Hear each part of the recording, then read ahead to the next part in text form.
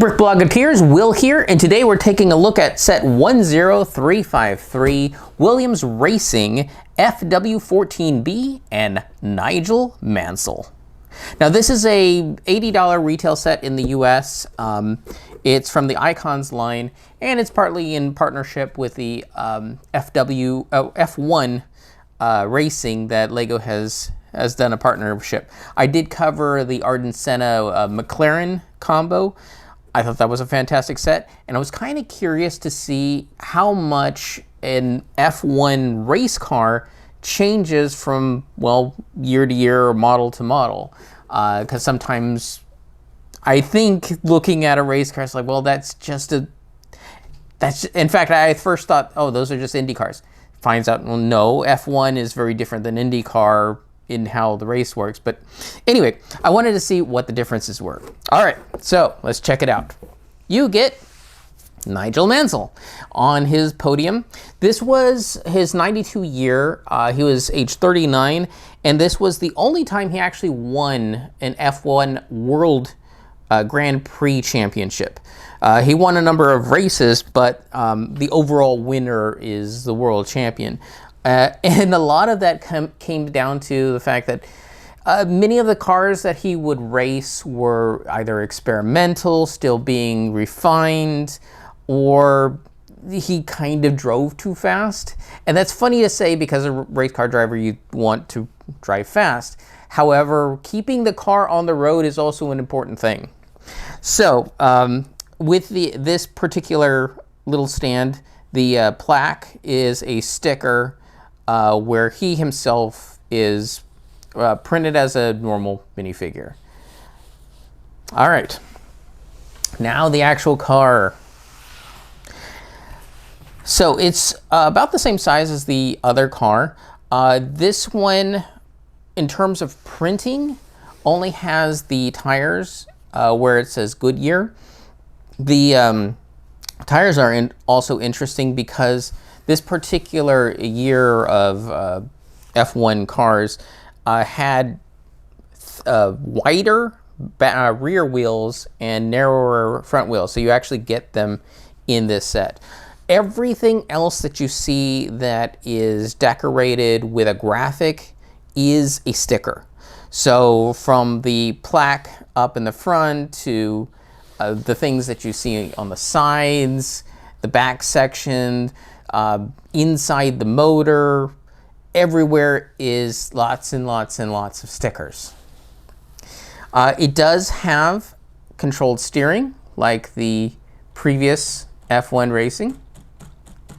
In fact, they for the first iteration, they actually had to create this narrow kind of triangular shape mount so that the wheels could fit in such a tight, compact area, because unlike other LEGO Icons vehicles, the F1 race cars don't have a lot of vertical space to put everything in.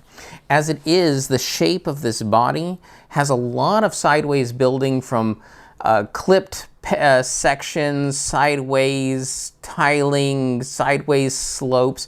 This one is a lot more delicately built together, which does mean it is a little bit more fragile, especially when it comes to the tail fin section, where you have essentially two clips there and on either side that holds the whole top section.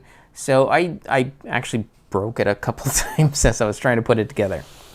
Also, like the first F1 race car, you have this whole back section that can be removed so that you can get at the motor. Now, the one thing that made this car very, very special is the fact that it had active suspension. And active suspension used a hydraulic system to control the height and how each tire responded, which is very important in F1 racing because unlike IndyCar, they actually have tracks that go left and right and all over the place, whereas IndyCar is oval-shaped tracks. So to represent this, you do have some graphics in the front that spell out the active suspension. And in the motor, you have blue whips to act as hoses for the hydraulic system, as well as a black minifigure head in the back to act as the reservoir for the hydraulic system. One thing they didn't recreate in this vehicle was a button that the drivers had for straightaways when you didn't need the hydraulic system and you just needed the car to be as aerodynamic as possible. The driver just held that button down on the straightaways and just took off. And one of the builders says, yeah, and Mansell didn't always release the button when it was time to brake and, you know, make his turns. So that's one tiny little detail that's not in here. You will see the fact that in the driver's compartment, it's pretty much just a steering wheel. That is actually how this car was, because all those hydraulic systems were built using a computer control. And in fact, you're talking 1992, so this predated Windows 95. They had a very ancient computer system operating this, and that made the whole thing work.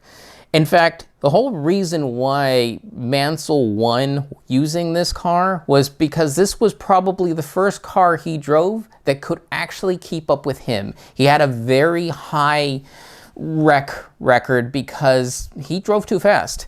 And this car was actually able to stay on the track and not go spinning and hurting, you know, himself.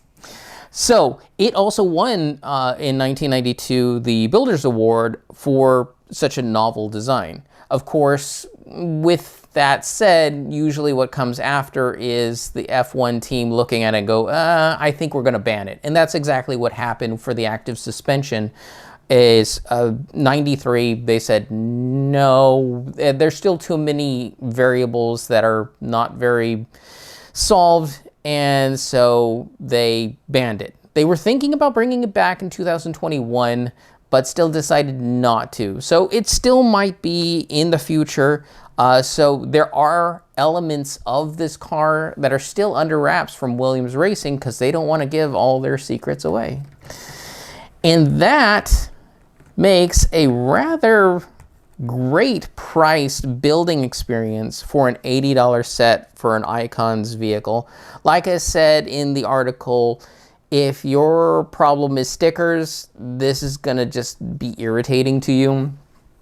Also, if F1 racing's not your thing, I mean, there's gonna be, well, why would you want to build it type of thing. However, if racing is your thing and you're looking for a great model, I do recommend set 10353, Williams Racing FW14B, and Nigel Mansell.